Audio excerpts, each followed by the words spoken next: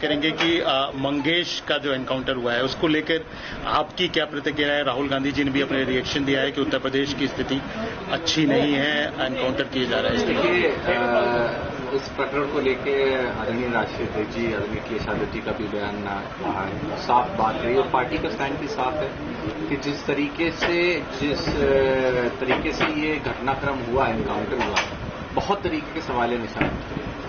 जहां तक पूरे घटनाक्रम की बात है तो इसमें लिप्त जितने भी लोग पाए गए थे उनमें जो मास्टरमाइंड था, आज अगर वो सरेंडर करता है, कराया जाता है, इस पर भी सवाल है निशान।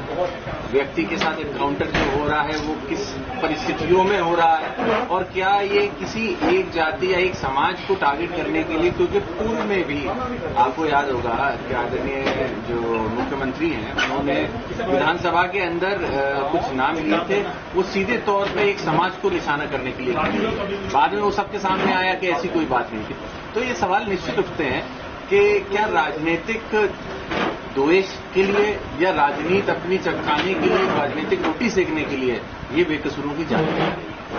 यादव महासभा के प्रोग्राम में आज यहाँ मुरादाबाद आप पहुंचे तो कि ये भी एक इम्पोर्टेंट इशू होगा?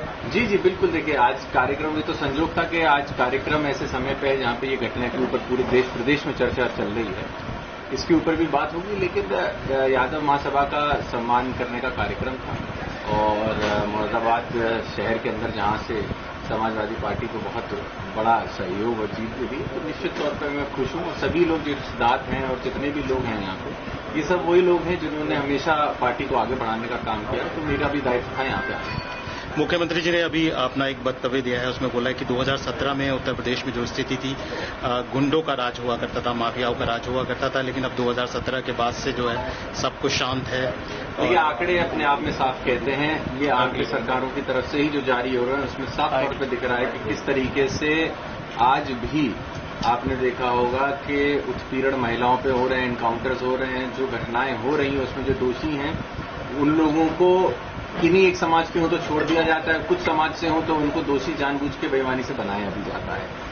और सिर्फ उत्तर प्रदेश ही नहीं, देश के दूसरे प्रदेशों में देखा होगा एनकाउंटर की जो स्थिति बनती है, या फिर जो घटना आपने देखी गौकशी के नाम पर किस तरीके से एक नौजवान की सरेआम जान ले ली जाती है, उस पर भी क्या कार्रवाई हो रही थी। तो ये सारे सवाल निश्चित भारतीय जनता पार्टी के ऊपर उठते हैं। उधर विनेश फोगाट ने और दोनों ने कांग्रेस को ज्वाइन कर लिया है, विपक्ष भी तमाम तरह के प्रहार कर रहा है। ब्रजभूषण सिंह भी कह रहे हैं कि एक बार पहले कौरबों ने द्रौपदी को दांव पे लगाया था, आज फिर हुड्डा ने दांव पे लगा दिया है।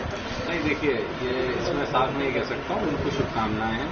वो जहां तक पहले उन्होंने देश के लिए लड़ाई लड़ी, देश के सम्मान के लिए अपने जीवन को दिया, आज मैं समझता हूँ वो अपने और देश की जितनी भी हमारी बेटियां हैं जो एथलेटिक्स में हैं उनके सम्मान के लिए आज वो लड़ाई लड़ रही है। तो मैं समझता हूँ बहुत खुशी की बात है कि अगर वो राजनीति का रास्ता लेते हुए इन सारे मुद्दों को एड्रेस करेंगी आने वाले समय में, विधानसभा हो या फिर अलग अलग पटलों पे इनको एड्रेस करेंगी, और ऐसे हमें लोगों की जरूरत भी है। और जहां तक सम्मान देने की बात है तो आपने देखा है भारतीय जनता पार्टी को जब सूट करता है तब लोगों का इस्तेमाल करके उनको किस तरीके से फेंका जाता है, ये भी।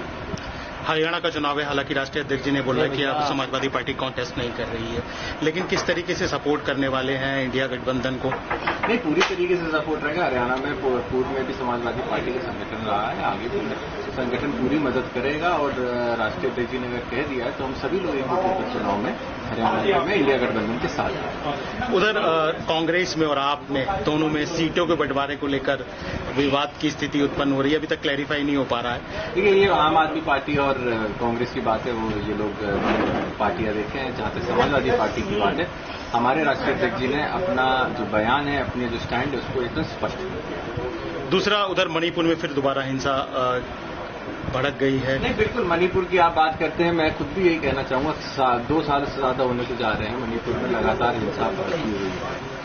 देश और दुनिया में प्रधानमंत्री जी के आंखें हर कोने तक पहुंचती हैं, अगर तो अपने ही देश के अंदर जो प्रदेश चल रहा है लगातार इतने समय से, उसके अंदर क्यों नहीं गई? बेटी पढ़ाओ बेटी बढ़ाओ की हम बात करते हैं, वहां बेटियों की आज क्या स्थिति है उसके ऊपर बात करनी चाहिए। यूएन जैसी संस्थाएं अगर उसके ऊपर सवाल निशान बनाती हैं, अगर उनकी कमिटीज वहां जा रही हैं, जांच कर रही हैं, तो क्यों नहीं प्रधानमंत्री या गृह मंत्री वहां जाकर इन चीजों को देखते हैं? निश्चित तौर पर यह भी कहीं ना कहीं राजनीतिक द्वेष को देखते हुए ये सारी चीजें। उधर पूरे जम्मू कश्मीर को पूर्ण राज्य के दर्जे की बात चल रही है। वहां पे तमाम तरीके के गृह मंत्री भी बोल रहे हैं कि सिर्फ बीजेपी ऐसा कर सकती है, और उधर फारूक अब्दुल्ला साहब का भी इस बारे में बयान हुआ है। क्या कहना चाहेंगे आप? जलगुरु को भी लेकर विवाद चल रहा है लगातार। पार्टी का हम लोग का स्टैंड क्लियर है, इंडिया गठबंधन अपनी बात स्पष्ट रखता है, हम भी अपने आप को उसी बात से जोड़ते हैं। निश्चित तौर पर मैं समझता हूं आने वाले समय में इंडिया गठबंधन जिन मुद्दों को उठा रहा है, ये मुद्दों से जनता अपने आप को रिलेट करेगी, और रिलेट करते हुए निश्चित बड़े अंतर से इन सब चुनाव में जो होने जा रहे हैं स्टेट असेंबलीज में, बहुत बड़े अंतर से इंडिया गठबंधन जीतेगा।